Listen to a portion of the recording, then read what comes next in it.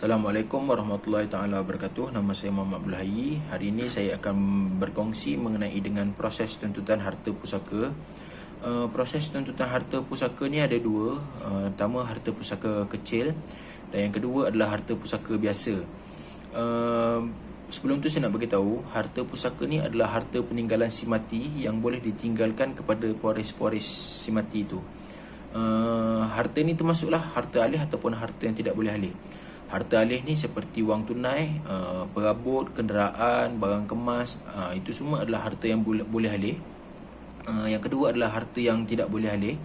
Harta yang tidak boleh alih ni seperti rumah, tanah, ladang, kebun, lepas tu telaga ke apa, itu semua adalah harta yang tidak boleh alih. Untuk harta pusaka biasa, pertama sekali mestilah membuat permohonan untuk mendapatkan surat kuasa takbir dekat Mahkamah Tinggi Sivil. Siapa-siapa pun boleh buat asalkan ada kepentingan dekat harta tu.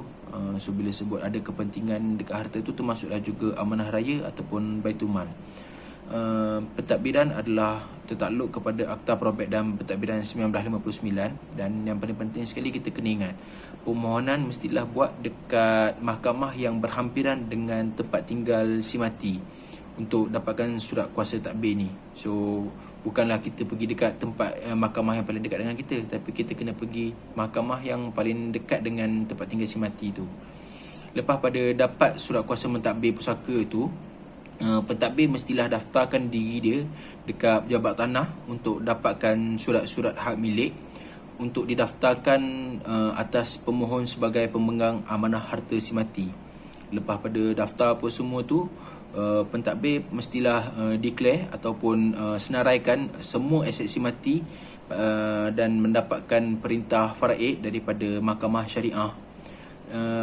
Lepas pada dah dapat perintah faraid daripada mahkamah syariah tu, pentadbir wajib untuk bertanggungjawab atas liability si mati, termasuklah benda ni, proses pengebumian, bayar hutang-hutang, dan juga benda-benda yang belum langsai lah yang si mati tu. So pentadbir tu mestilah selesaikan.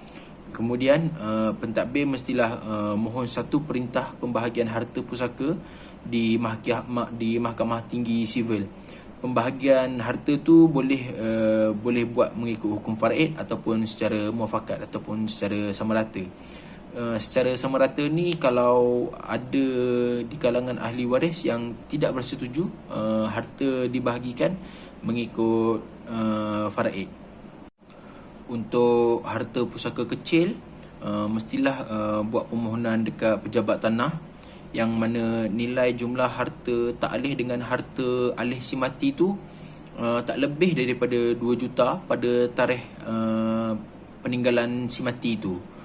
Lepas tu bila buat permohonan tu, mestilah menggunakan borang A yang boleh kita dapat dekat pejabat tanah, khasnya daripada unit pembahagian pusaka kecil. Borang A tu mestilah kita kemukakan dekat unit pembahagian pusaka kecil beserta dengan dokumen-dokumen macam sijil kematian ataupun permit pengebumian ataupun sijil faraid yang dikeluarkan oleh Mahkamah Syariah, dan juga salinan hak milik keluarga dan salinan dokumen-dokumen lain yang menunjukkan pegangan harta tak alih yang sah. Apabila permohonan ni dah difailkan, unit berkenaan akan sediakan laporan seperti macam laporan penghulu di mukim tempat pemohon itu tinggal, yang lepas tu dia akan bagi perakuan daripada pejabat tanah tentang nilaian harta yang dinyatakan dalam permohonan, dan juga pengesahan daripada pendaftar Mahkamah Tinggi sama ada permohonan borang C telah dibuat atau belum bagi mentadbir harta pusaka berkenaan. Apabila semua laporan yang disebut terdahulu telah dapat, satu tarikh perbicaraan akan ditetapkan oleh pembahagian pusaka kecil, unit pembahagian pusaka kecil, melalui notis perbicaraan yang akan dihantar kepada pemohon dan waris-waris yang berkenaan.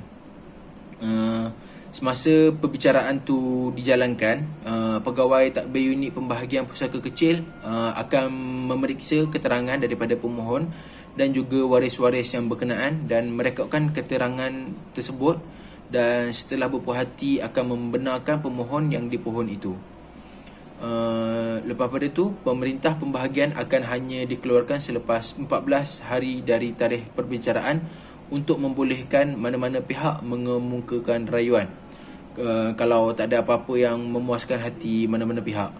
Lepas pada tempoh 14 hari itu, kalau tak ada apa-apa rayuan yang diterima, perintah pembahagian bolehlah dikeluarkan dengan membayar kepada pejabat tanah sejumlah bayaran yang ditetapkan. Lepas pada itu, lepas pada dapat perintah tu, pemohon mestilah menyerahkan geran tanah untuk daftarkan pembahagian seperti yang dicatatkan dalam pemerintah pembahagian, dan geran tanah berkenaan akan dikembalikan setelah pendaftaran selesai.